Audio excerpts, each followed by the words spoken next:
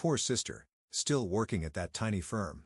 My brother sneered at his wedding. Minutes later, his CEO approached me. "Ma'am, I didn't know you'd be here." "Why not?" I smiled. "I own the company." I never planned to reveal my success at my brother Marcus's wedding. For years, I'd kept my true position hidden from my family, letting them believe I worked at a tiny consulting firm while I secretly built an empire. But Marcus's cruel words that day changed everything. Standing in the opulent ballroom of the Grand Plaza Hotel, I smoothed down my simple navy dress, deliberately chosen to be understated. Around me, crystal chandeliers cast a warm glow over elaborately decorated tables while waiters circulated with champagne. This was exactly the kind of ostentatious display Marcus loved, a chance to show off his supposed success to everyone. "Sophie," my mother's voice cut through my thoughts. "There you are. Why aren't you mingling?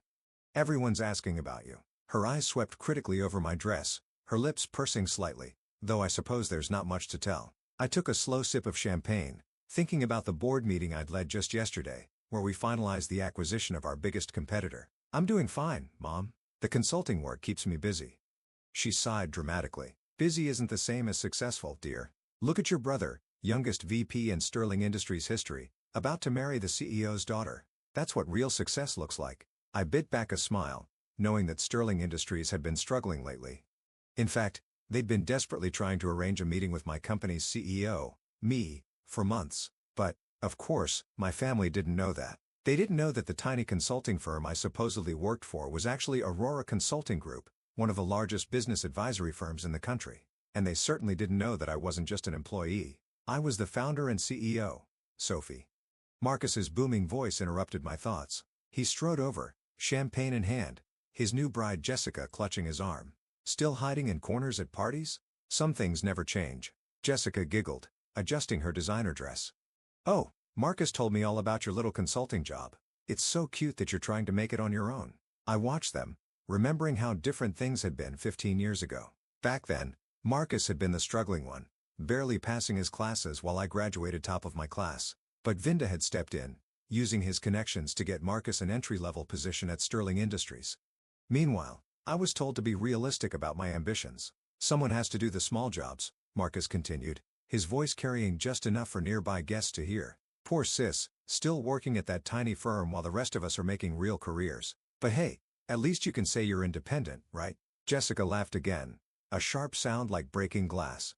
"Oh, darling, be nice. Not everyone can be as successful as you." I felt the weight of the antique locket around my neck, my grandmother's final gift to me before she passed. She had been the only one who believed in me, who supported my dreams with more than just empty words. "Success comes in many forms, Marcus," I said quietly. Sure. He waved his hand dismissively. "Speaking of success, did you hear? Sterling's CEO is actually coming to the wedding reception tonight. Mr. Harrison himself. He never attends employee events, but for me, he puffed up with pride. I knew exactly why James Harrison was attending. He wanted to discuss the potential buyout of Sterling Industries, a discussion he'd been trying to have with me for weeks. I'd been deliberately delaying, wanting to see how desperate they'd become. "That's wonderful," I murmured, hiding my smile behind my champagne glass. "Try not to embarrass me when he arrives," Marcus added. "Just stay in the background. This is important for my career." Before I could respond, a sudden hush fell over the room. James Harrison had arrived, his commanding presence drawing all eyes. He was exactly as I remember from our video calls, tall, distinguished, with steel-gray hair and sharp eyes that missed nothing. Marcus immediately straightened, tugging Jessica along as he prepared to greet his CEO. But before he could take 2 steps, Harrison's eyes landed on me, and his face lit up with recognition. "Miss Mitchell," he called out, striding purposefully in my direction. "I had no idea you'd be here." Marcus froze mid-step, confusion written across his face. Jessica's perfectly plucked eyebrows drew together in bewilderment. "Mom," Harrison continued as he reached me, extending his hand respectfully. "We've been trying to arrange a meeting for weeks. I didn't expect to run into you at an employee's wedding." I could feel Marcus's eyes boring into me as I shook Harrison's hand. "Hello, James. Surprised to see me here?" "Why wouldn't I be? It's not every day you run into the CEO of Aurora Consulting at a company wedding." He glanced at Marcus, then back to me, realization dawning in his eyes. "Unless... Wait, is Marcus my brother?" I confirmed, allowing myself a small smile as I watched the color drain from Marcus's face. Though he didn't know about my position until just now, the silence that followed was deafening. I could see my mother's hand trembling as she clutched her champagne glass, my father's jaw hanging open in shock. But it was Marcus's expression that truly captured the moment, a mixture of disbelief, embarrassment, and dawning horror as he realized he just spent the last hour mocking his boss's boss's boss. James Harrison looked between us, clearly trying to process this revelation. Your brother? But he said his sister worked at a small local consulting firm. That's what they all thought, I said, my voice carrying clearly in the stunned silence. I never corrected them.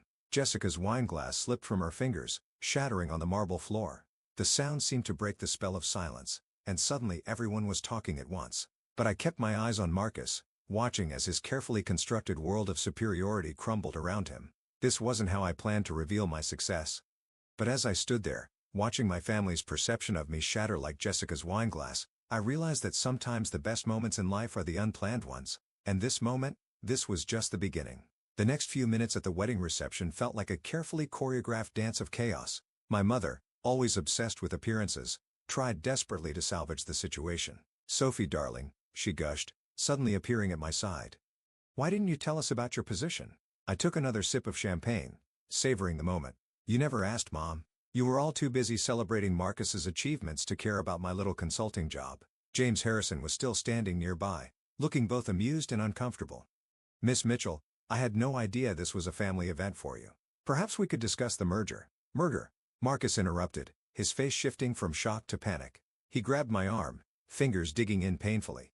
What merger? I carefully removed his hand, keeping my voice level. The one where Aurora Consulting is considering buying Sterling Industries. I turned to Harrison. Though after tonight, I'm having second thoughts about the acquisition. Marcus went pale. Jessica, his new bride, looked like she might faint. But that would make you your boss. I finished for him. Yes, it would. Interesting how life works out, isn't it? My father finally found his voice, pushing through the crowd that had gathered around us. Now wait just a minute, he blustered, his face red. You can't just come here and ruin your brother's wedding with these claims. Harrison cleared his throat. I assure you, sir, your daughter is exactly who she says she is. Aurora Consulting is the largest business advisory firm in the country, and Miss Mitchell founded it from the ground up. We've been trying to arrange this merger for months. I watched my father's face as the truth sank in. This was the man who had told me 10 ago that I was dreaming too big when I said I wanted to start my own company. The man who had used every connection he had to help Marcus climb the corporate ladder while telling me to be realistic about my goals. But the money, my mother stammered. All those times you said you couldn't help with family expenses. Oh, you mean like the $50,000 you borrowed from my savings for Marcus's MBA? I kept my voice calm, but I could feel years of resentment bubbling up. The money you never paid back because, and I quote, Marcus needs it more for his future. Jessica stepped forward, her wedding dress rustling. Marcus, darling, did you know about this? About her company? Of course not. He snapped, then tried to compose himself. She's always been jealous of my success. This must be some kind of mistake. Harrison raised an eyebrow. The only mistake, Mr. Mitchell, was apparently your understanding of your sister's position in the business world. Aurora Consulting's annual revenue is more than Sterling Industries has made in the past 5 years combined. The ballroom had gone completely silent. Every guest was watching our family drama unfold like it was a live theater production.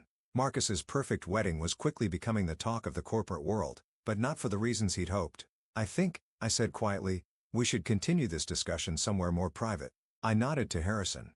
James, would you mind giving me a moment with my family? He nodded graciously and stepped away. I led my family to a private room off the main ballroom, closing the door behind us. The silence was deafening. How dare you? Marcus finally exploded. This is my wedding day. You couldn't just let me have this one thing. I laughed, but there was no humor in it. One thing? You've had everything handed to you your entire life. Dad's connections got you into Sterling. Mom's jewelry paid for your MBA. My savings funded your startup attempts. Meanwhile, I built something real, something lasting completely on my own. We were trying to protect you, my mother insisted, wringing her hands. The business world is so cruel to women. No, Mom, you weren't protecting me. You were dismissing me. Every achievement, every milestone, you brushed them all aside because they didn't fit your narrative of who I should be. My father stepped forward, his business instincts finally kicking in. Now, Sophie, let's be reasonable. We're family. Surely we can work something out that benefits everyone. You mean now that you know I'm successful, you want to be part of it? I shook my head. The merger with Sterling was a courtesy to Harrison. He's a good CEO dealing with a bad board. But after tonight, I met Marcus's eyes. I think it's time for some changes. You can't do this, Marcus whispered, his arrogance finally cracking. My position, my future. Your position was always built on sand, Marcus. You've lost 3 major clients this year alone. The only reason you still have a job is because of your connection to Jessica's family. I straightened my simple navy dress. But don't worry, when Aurora acquires Sterling, we'll find a position suited to your actual qualifications. Jessica let out a small sob.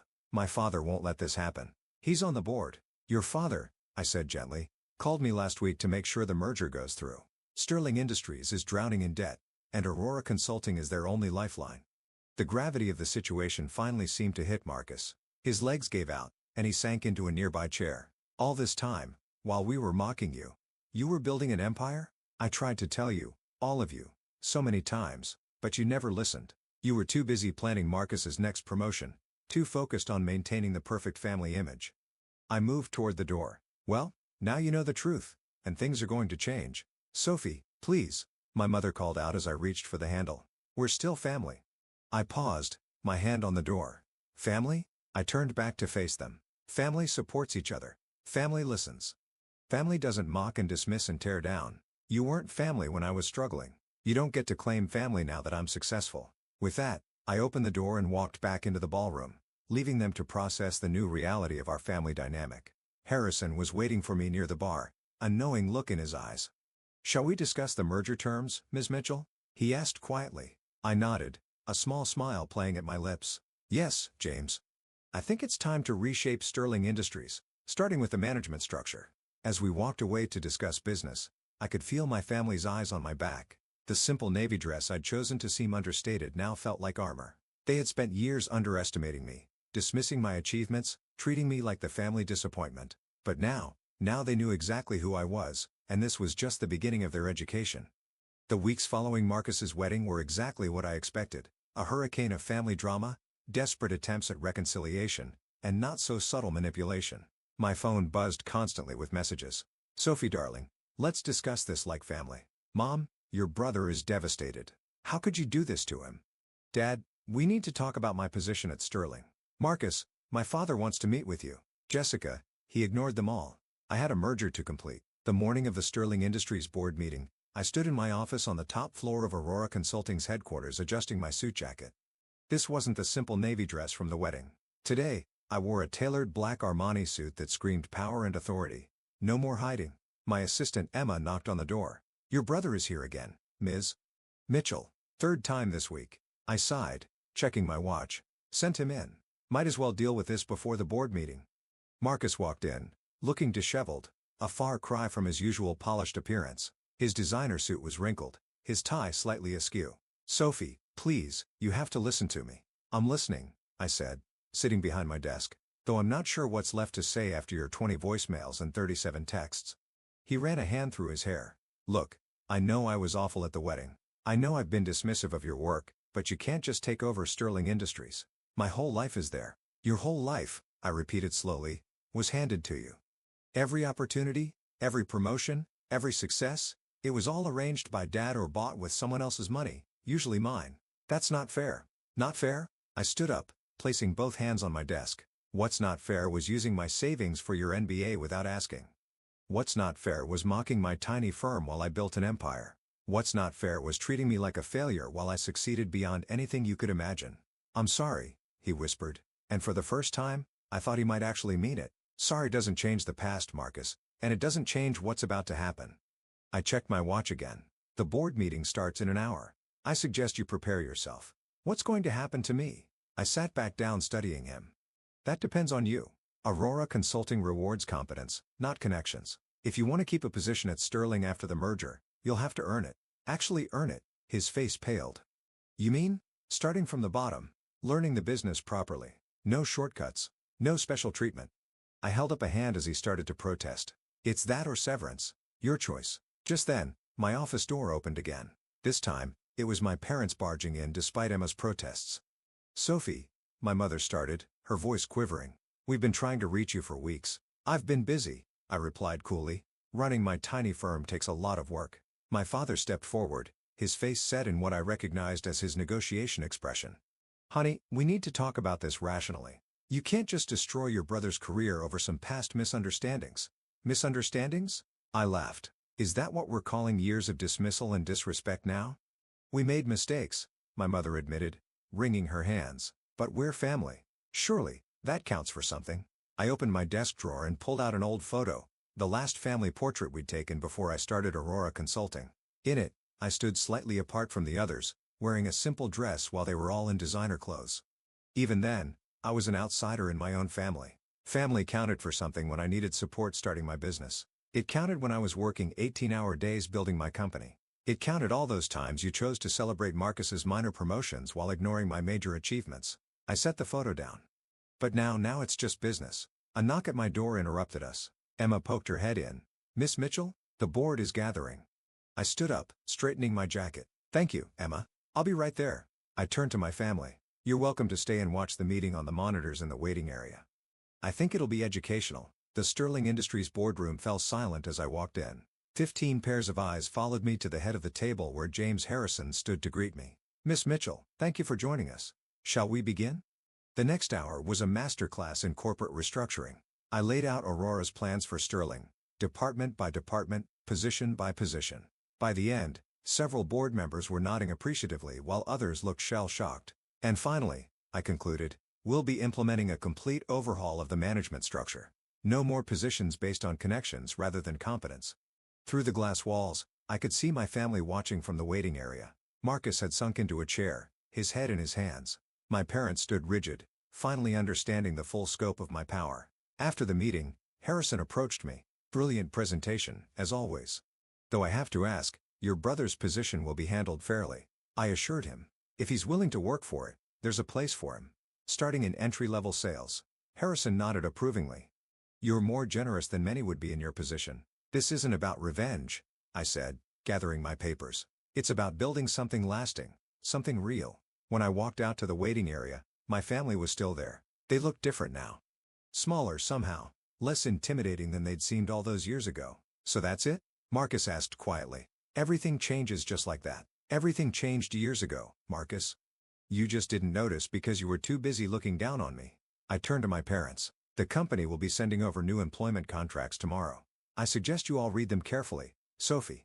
My mother stepped forward, tears in her eyes. We were wrong about you.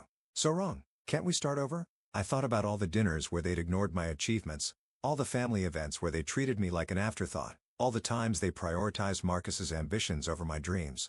Starting over would mean forgetting the past, I said finally, and I don't want to forget. Those years of dismissal and disrespect taught me valuable lessons about self-reliance and determination.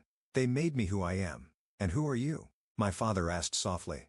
I'm the woman who built a billion-dollar company while you were all too busy mocking her tiny firm to notice. I'm the CEO who just acquired the company you thought was the pinnacle of success, and I'm the daughter who finally stopped seeking your approval and found her own path instead. I started walking toward the elevator, then paused and looked back. The contracts will be here tomorrow. Your choice whether to sign them or not. But either way, things will never go back to how they were. As the elevator doors closed, I caught one last glimpse of my family. Standing there in the waiting room of the company I built, finally seeing me clearly for the first time. That night, in my penthouse office, I took out my grandmother's locket, the one piece of family history I truly cherished. Inside was a small note she'd written years ago. Success isn't about who believes in you at the end. It's about believing in yourself from the beginning. I smiled, thinking about how far I'd come from that overlooked daughter in the family portrait. Marcus's wedding had just been the beginning. Now everyone knew exactly who I was. Not the family disappointment, but the force that had reshaped their entire world. And somehow, that felt better than any revenge could have.